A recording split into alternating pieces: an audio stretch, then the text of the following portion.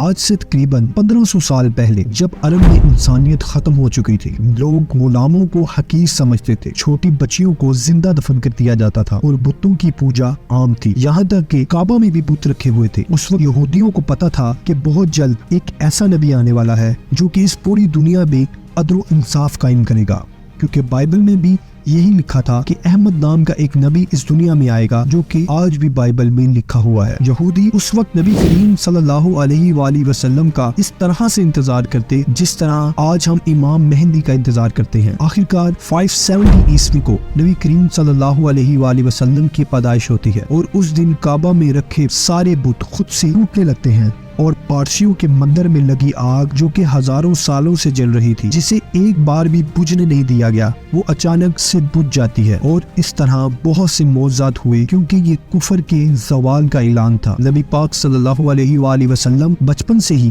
بہت سچے اور ایماندار انسان تھے۔ عرب کے لوگ نبی کریم صلی اللہ علیہ وآلہ وسلم کی انہی خوبیوں سے ان سے بہت متاثر تھے اور نبی کریم صلی اللہ علیہ وآلہ وسلم کی بہت عزت کیا کرتے تھے۔ پھر نبی کریم صلی اللہ علیہ وآلہ وسلم نے مکہ کی ایک عزت دار اور عبادت گزار عورت حضرت خدیجہ رضی اللہ تعالیٰ عنہ کی تجارت کا کام سنبھالنے لگے۔ حضرت خدیجہ رضی اللہ تعالیٰ عنہ نبی کریم صلی اللہ علیہ وآلہ وسلم کے نیک دل اور ایمانداری سے بہت متاثر ہوئی اور انہوں نے نبی کریم صلی اللہ علیہ وآلہ وسلم کو نکاح کا پیغام بھیجا۔ نبی کریم صلی اللہ علیہ وآلہ وسلم نے اس پیغام کو قبول کیا اور حضرت خدیجہ رضی اللہ تعالیٰ عنہ سے شادی کر لی۔ اس کے بعد نبی کریم صلی اللہ علیہ وآلہ وسلم اپنی معمول کی زندگی گزارنے لگے، لیکن جیسے ہی نبی کریم صلی اللہ علیہ وآلہ وسلم 40 سال کی عمر میں پہنچے، آپ کا اس دنیا سے دل اٹھنے لگا اور آپ اکثر شہر سے دور غار میں عبادت کرنے جاتے تھے۔ پھر ایک دن نبی کریم صلی اللہ علیہ وسلم پر پہلی وحی نازل ہوتی ہے۔ نبی کریم صلی اللہ علیہ وآلہ وسلم کی نبوت پر سب سے پہلے امام علی مقام اور حضرت خدیجہ رضی اللہ تعالیٰ عنہ ایمان لائے، لیکن دوسری طرف وہ لوگ جو نبی کریم صلی اللہ علیہ وآلہ وسلم کی عزت کیا کرتے تھے وہ سب آپ کے دشمن بن گئے اور آپ کو مارنے کی دھمکی تک دینے لگے۔ عرب کے لوگ صرف آپ صلی اللہ علیہ وآلہ وسلم کے ہی نہیں بلکہ جو بھی اسلام قبول کرتا اسے بے دردی سے مارتے پیٹتے اور ظلم کرتے، جیسا کہ ابو سفیان اور ابو جہل، یہاں تک کہ ایک بار تو مکہ کے سارے لوگ نبی کریم صلی اللہ علیہ وآلہ وسلم کو مارنے آپ کے گھر تک پہنچ گئے، لیکن نبی کریم صلی اللہ علیہ وآلہ وسلم کے چچا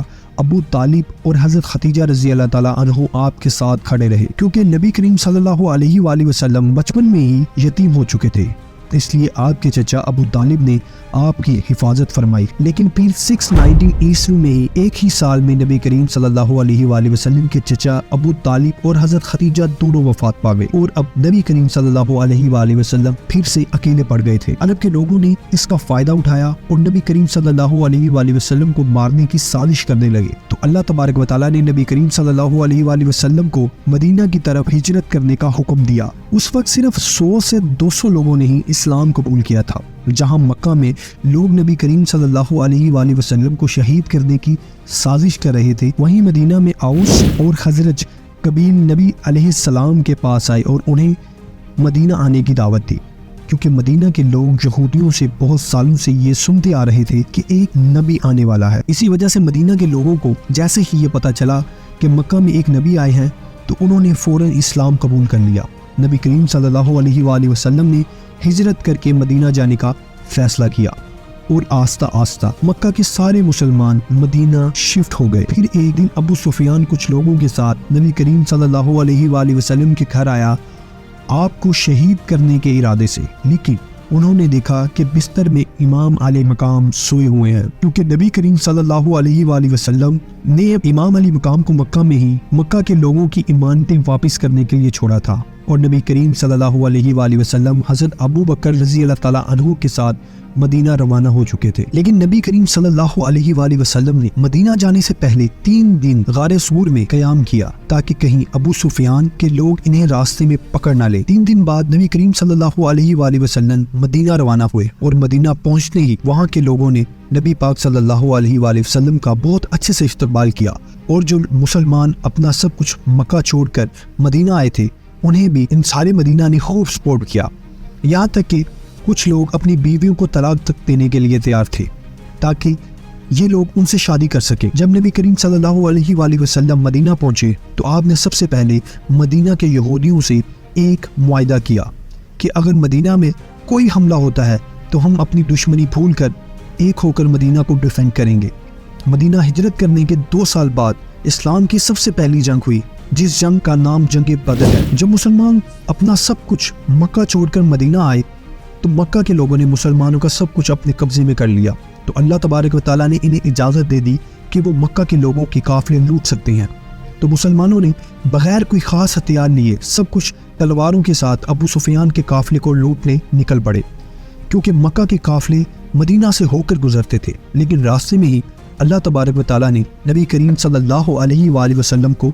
2 آپشن دی۔ ایک تو یہ کہ وہ ابو سفیان کا قافلہ لوٹ لے یا پھر جنگ ہوگی۔ اسی وقت مسلمانوں کو سب سے بہتر آپشن یہی لگ رہا تھا کہ ابو سفیان کا قافلہ لوٹ لینا چاہیے، کیونکہ قافلہ لوٹنے سے مسلمانوں کے پاس مال اور ہتھیار آتے، اور دوسری طرف جنگ کا آپشن مسلمانوں کے لیے موت کو گلے لگانے جیسا تھا، کیونکہ ان کے پاس صرف 8 تلواریں اور 2 گھوڑے تھے۔ لیکن پھر بھی مسلمانوں نے کہا کہ یا رسول اللہ، آج جیسا کہیں ویسا ہی ہوگا، کیونکہ اللہ تبارک و تعالیٰ نے مکہ کے کافروں کو 313 مسلمانوں کے ہاتھوں قتل کر کے موضع ظاہر کرنا تھا۔ نبی کریم صلی اللہ علیہ وآلہ وسلم نے جنگ کا آپشن چنا۔ ابو سفیان کو اس بات کا پتہ چل چکا تھا کہ مسلمان ان کا قافلہ لوٹنے کے لیے تیار بیٹھے ہیں، تو اس نے ایک شخص کو مکہ بھیجا مدد کے لیے۔ جیسے ہی اس شخص نے مکہ جا کر سب کچھ بتایا تو مکہ سے ابو جہل نے 1000 لوگوں کا لشکر لیا اور نکل پڑا، اور ابو سفیان بھی سمندر کے رستے سے مکہ پہنچ چکا تھا۔ مسلمانوں نے مدینہ کے ساؤتھ ویسٹ میں بدر نام کی ایک جگہ پر پڑاؤ ڈالا، اسی وجہ سے اسے جنگ بدر کہتے ہیں۔ اگلے دن ابو جہل 1000 لوگوں کے ساتھ اسی جگہ پہنچا۔ اب دونوں فوجیں آمنے سامنے آ چکی تھی۔ اسی وقت ابو جہل کی فوج میں سے ایک عتبہ نامی انسان اپنے بھائی اور بیٹے کے ساتھ سامنے آیا، اور اس نے بلند آواز میں مسلمان فوج کو للکارا کہ کوئی آ کر اس سے مقابلہ کرے۔ تو مسلمانوں کی فوج میں سے 3 لوگ سامنے آئے، ایک نبی کریم صلی اللہ علیہ وآلہ وسلم کے چچا حضرت حمزہ، دوسری حضرت عبیدہ، اور تیسرے مولا علی علیہ مقام، اور ان تینوں نے عتبہ اور ان کے بیٹوں کو ختم کر دیا۔ اس کے بعد مسلمانوں اور کافروں کے ساتھ جنگ شروع ہوتی ہے۔ کافروں کو لگتا تھا کہ وہ آرام سے جیت جائیں گے، کہاں 313 اور کہاں 1000۔